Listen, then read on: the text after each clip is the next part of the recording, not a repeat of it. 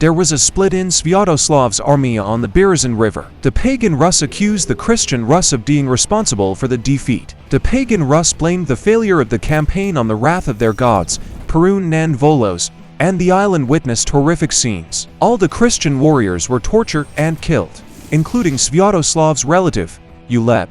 Prince Sviatoslav sent an order to Kiev to burn down the churches and promised to destroy all Russian Christians upon his return.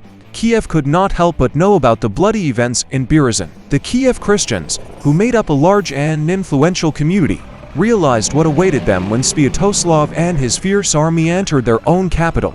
How did events develop further? All chronicles report that in the spring of 970 the Russians from Berezin moved to Kiev. For some reason, they chose not the narrow and quiet southern Bug for their return, but the rapids of the Dnieper, where the left bank Pechenegs were waiting for the Russians at the ill-fated Dnieper Rapids.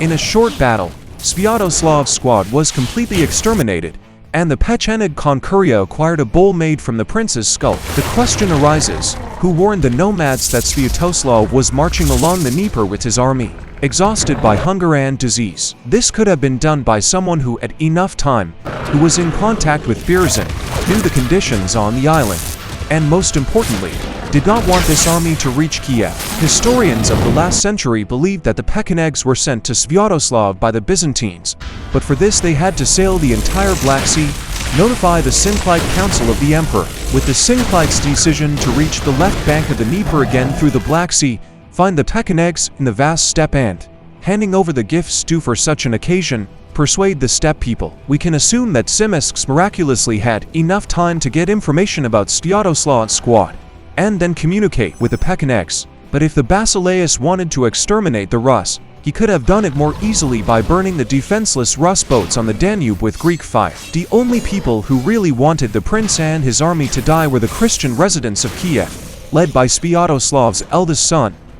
Yeripok. Yeripok knew what was happening on the Berezin River and could have conspired with the Pechenegs. Let's remember that in 969, Voivode Predich fraternized with the Pecheneg Khan. Therefore, it can be assumed that the blame for Sviatoslav's death and the destruction of his army lies not with the Christians of Constantinople, but with the Christians of Kiev.